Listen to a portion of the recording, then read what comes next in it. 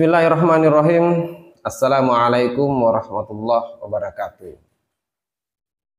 Teman-teman, sahabat-sahabatku, ada sesuatu yang ingin saya bagikan berkaitan soal sejarah, di mana sejarah ini adalah sesuatu yang perlu dan saya pikir ini adalah sesuatu yang penting untuk kita sama-sama refleksi dan sama-sama pelajari. Di video kali ini, khusus di konten kali ini, saya memulai ingin membahas sebuah peristiwa, sebuah kejadian di masa lalu yang kemudian mungkin ya sudah banyak dilupakan oleh generasi hari ini. Banyak dari generasi hari ini sudah tidak melek soal sejarah masa lalunya, dan kemudian saya mencoba bagaimana caranya ini sebagai bentuk edukasi saja. Memberikan edukasi kepada generasi hari ini, khususnya mungkin dari kalangan mahasiswa atau dari kalangan pemuda, agar kita bisa mempelajari kembali soal sejarah daerah kita sendiri. Tentu jika sahabat-sahabatku, teman-teman suka dengan konten seperti ini, bisa request di kolom komentar kira-kira ke depan kita mendiskusikan apa lagi, kita membahas apa lagi. Kali ini yang ingin saya bahas, dan mungkin nanti ketika video ini kepanjangan, karena ini saya juga sudah rangkum beberapa referensi ya. Saya rangkum beberapa referensi dari beberapa hasil bacaan, kemudian saya tuangkan dalam bentuk tulisan, dan tentu untuk saya bahas di video kali ini. Soal sejarah singkat ya, jadi saya bahas sejarah singkat Kerajaan Siang. Nah, sebelum saya masuk dalam pembahasannya, mungkin sedikit saya ingin menjelaskan ya soal Kerajaan Siang ini.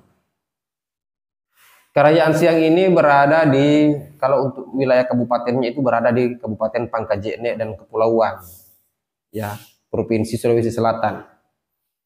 Salah satu kabupaten yang kemudian memiliki keunikan tersendiri dari banyak hal tentunya.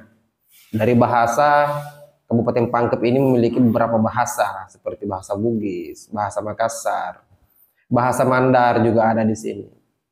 Bahasa Dentong juga ada di sini untuk saudara-saudara kita yang ada di wilayah pegunungan Pangkep. Begitu juga dengan sejarah masa lalunya. Hampir beberapa daerah, beberapa kecamatan yang ada di Kabupaten Pangkep ini dulunya adalah atau memiliki kerajaan di masa lalu. Walaupun hari ini mungkin namanya sudah berubah. Nah, sahabat-sahabat sekalian, mungkin itu hanya sedikit pengantar saja, bahwa Kerajaan Siang ini adalah sesuatu yang sebagian orang menganggap bahwa dia tidak punya jejak masa lalu, misalnya seperti peninggalan atau bangunan atau apa. Karena kita hampir susah mendeteksi soal di mana sih letak keberadaan Kerajaan Siang ini, jika memang itu ada. Jangan sampai ini hanya sebatas sesuatu yang kemudian hanya turun-temurun diceritakan oleh leluhur dan itu tidak memiliki bukti sama sekali.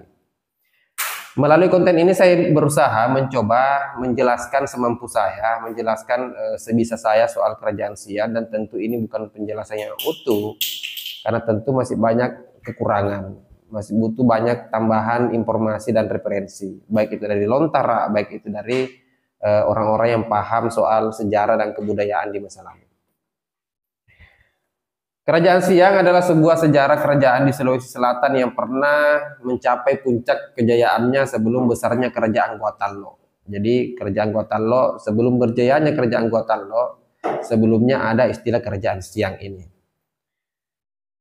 Adalah Kerajaan Siang. Siang diperkirakan mengalami masa keemasan sekitar abad ke-10 sampai dari abad ke-15 sampai abad ke-16.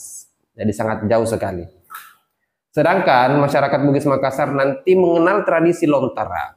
Jadi tradisi Lontara itu mungkin sahabat-sahabat sudah tahu, terutama teman-teman yang mungkin dari suku Bugis, Makassar, Mandar yang ada dari Sulawesi Selatan pasti tahu Lontara itu apa.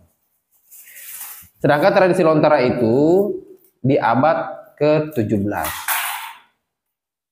Kerajaan Siang hanya sedikit dikenal dan hanya sedikit yang baru bisa diungkap lewat penelitian arkeologi. di bekas pusat wilayah pemerintahan dan pelabuhan Siang, situs Sengkai, Buri Apaka, Kecamatan Bungoro, Kabupaten Pangkep. Jadi Kecamatan Bungoro itu saya jelaskan sedikit bahwa itu tetangga atau berdekatan dengan Kecamatan Pangkajen sebagai ibu kota kabupaten. Jadi lokasinya di situ, di daerah Buri Apaka. Nah, selanjutnya ini hasil rangkuman juga ya. Dari minimnya hasil penelitian, diperkirakan bahwa kerajaan Siang ini telah dikunjungi oleh kapal-kapal Portugis antara tahun 1542 atau 1542 dan 1548. Jadi diperkirakan sekitar tahun segitu. Jauh sebelum kerajaan Goa memproklamirkan kekuatan maritimnya. Ya, jadi kita tahu sendiri bagaimana kekuatan maritim seorang kerajaan Goa itu. Jadi jauh sebelum diproklamirkan kekuatan maritim kerajaan Goa itu, di 1542 dan 1548 hasil perkiraan itu bahwa kapal-kapal Portugis sudah berkunjung ke wilayah kerajaan Siang. Seorang peneliti sejarah dari Portugis yakni Pelras mengemukakan bahwa selama masa pengaruh Luwu di semenanjung timur Sulawesi Selatan, kemungkinan dari abad ke-10 hingga abad ke-16 terdapat kerajaan besar lain di semenanjung barat dikenal dengan nama Siang. Yang pertama kali muncul pada sumber manuskrip Eropa pada peta Portugis bertarik atau pada tahun 1540. Nama Siang sendiri itu berasal dari kata Kasiwiang yang berarti persembahan kepada raja. Jadi itu asal kata. Dari asal kata Kasiwiang kemudian menjadi Siang. Arti Kasiwiang sendiri itu adalah persembahan atau penghormatan. Selanjutnya, ini lanjutan ya, sahabat-sahabat sekalian saya bacakan dan kemudian nanti kalau misalnya dari selipan ini saya jelaskan sedikit, ya mungkin saya akan tambahkan.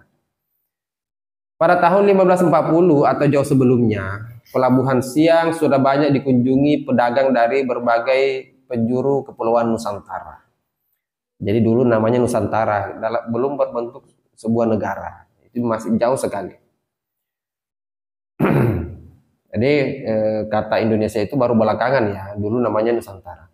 Bahkan dari Eropa, pengamat Portugis Manuel Pinto memperkirakan pada tahun 1545 kerajaan Siang memiliki jumlah penduduk sekitar 40.000 jiwa. Itu angka yang tinggi pada waktu itu. Jadi sudah ada peradaban yang besar pada waktu itu di kisaran tahun 1545. Nah, menurut catatan Portugis, dari dokumen abad ke-16, Goa dan Talok pernah jadi pengikut dari kerajaan Siang. Ini kalau misalnya mau dicek atau misalnya mau dikoreksi dengan bantahan referensi lain silahkan. Tapi ini hasil riset dan hasil referensi-referensi yang kemudian dikumpulkan sehingga mengambil kesimpulan seperti ini. Tradisi lisan setempat mempertahankan pandangan ini. Penemuan arkeolog berharga di bekas wilayah Siang kelihatannya lebih memperkuat asumsi bahwa kerajaan ini adalah bisa jadi merupakan kekuatan besar di pantai barat Sulawesi Selatan. Ya, bangkitnya Goa dan Talok. Sebelum bangkitnya Goa dan Talok maksud saya.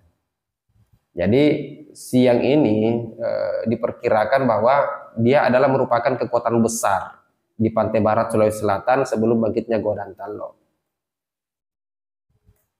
Nah, selanjutnya Raja Siang yang pertama disebut Tomanurung Ribontang.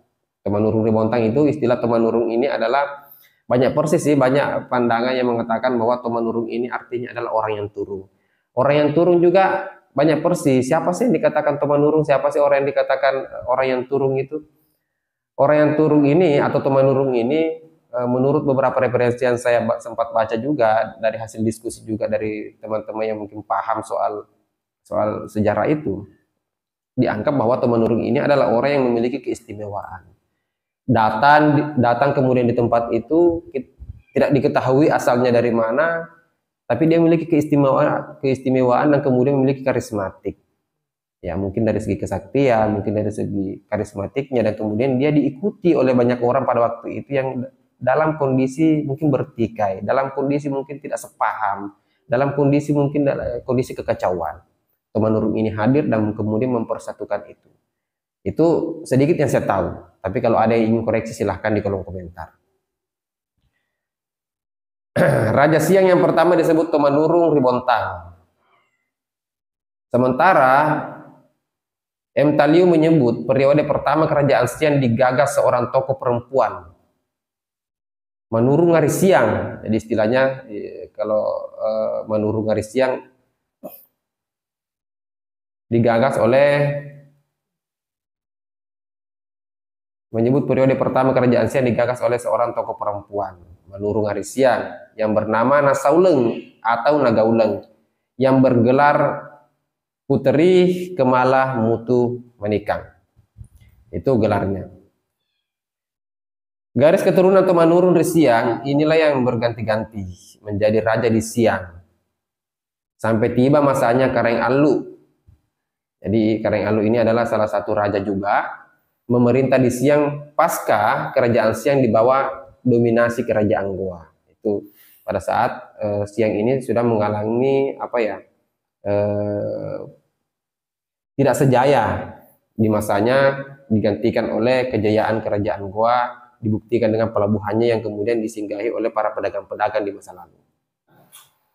Kerajaan Goa dan Tallo akhirnya membawa petaka bagi kerajaan Siang. Nah, di mana letak petakanya? Sampai akhirnya mati dan terlupakan di penghujung abad ke-16.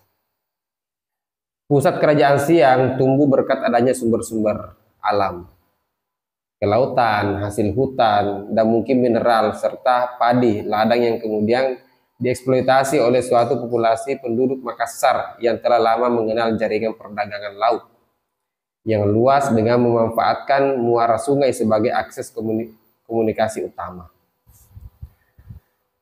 Sejalan dengan semakin jauhnya garis pantai akibat pengendapan Sungai Siang sebagai akses utama memasuki kota itu, dan kepindahan koloni pedagang Melayu ke Goa di pesisir barat, bahkan sampai Supak dan Sidendreng di daratan tengah Sulawesi Selatan, membuat kerajaan Siang kehilangan fungsi utamanya sebagai sebuah pelabuhan penting. Pengaruh pusat politiknya meredup. Nasib kerajaan Siang kemudian tidak berbeda dengan kerajaan Bantaeng, kendati eksis tetapi berada di bawah bayang-bayang kontrol kekuasaan Goa Tallo. Selanjutnya, hasil penelitian Balai Arkeolog Makassar dan Universitas Hasanuddin atau UNHAS menyebutkan bahwa ibu kota kerajaan Siang dulunya terletak pada sebuah lokasi yang dikelilingi oleh benteng kota Batanna Kotaya. Bentengnya mengelilingi lahan yang sekarang menjadi kompleks kuburan yang dikeramatkan. Alur benteng Siang Batanna Kotaya diperkirakan berbentuk huruf U. Kedua ujungnya bermuara di Sungai Siang yang telah mati. Indikasi arkeologis pada lokasi situs berupa gejala perubahan rupa bumi dan proses pengendapan telah menjauhkan pusat kerajaan Siang dari pesisir. Kemunduran Siang diperkirakan terjadi pada akhir abad ke-16 saat masuknya ekspansi politik kerajaan Goa dan mempengaruhi otorisasi sistem pemerintahan. Nah, jadi kesimpulan dari apa yang kemudian menjadi rangkuman referensi ya, sekalipun banyak sumber, banyak referensi yang beredar di mana-mana, baik itu di Google, baik itu di bacaan-bacaan yang tersebar, mungkin banyak menceritakan soal kerajaan Siang. Jadi saya pernah diskusi dengan salah satu tokoh yang kemudian mengatakan bahwa kemunduran kerajaan Siang bukan karena pengaruh peperangan. Jadi kerajaan Siang itu menurut informasi yang saya dapatkan tidak tidak diperangi atau tidak ditaklukkan melalui jalur perang, tapi murni karena pengendapan itu tadi, sehingga pelabuhan Siang yang dulunya ramai dikunjungi oleh para pedagang dari manapun, dari daerah luar, dari Melayu dan lain sebagainya, itu kemudian beralih ke pelabuhan Sombopu yang kemudian penegasannya adalah wilayah kerajaan Goa Tallo. Sehingga kemunduran itulah yang kemudian membuat eh, terjadi sebuah kemunduran sehingga akhirnya kerajaan Siang itu dilupakan. Seolah-olah tidak ada bekas-bekas sejarah yang kemudian bisa dilihat kecuali kuburan yang hari ini masih bisa kita lihat di daerah kampus Siang yang ada di Bungoro itu. Mungkin sahabat-sahabat atau teman-teman yang khususnya yang berada di wilayah Kabupaten Pangkep bisa berkunjung dan berziarah ke makam raja yang ada di daerah Bungoro itu. Dan mungkin itu saja yang sempat saya sampaikan sebagai bentuk edukasi, dan mungkin ini tidak sempurna. Masih banyak hal yang perlu kita cari tahu, riset, dan kemudian mengembangkan ini sebagai sebuah khasanah pengetahuan tentang sejarah yang ada di wilayah Kabupaten Pangkajene dan Kepulauan. Tentu saya butuh saran dan masukan, dan apapun itu semoga itu adalah sesuatu yang positif dan kita sama-sama belajar. Saya berharap ke depan kita bisa membahas wilayah lain atau mungkin kerajaan lain. Itu saja mungkin dari saya. Kita ketemu di video selanjutnya. Akhir kata, wallahul muwaffiq ila aqwamit thariq. Assalamualaikum warahmatullahi wabarakatuh.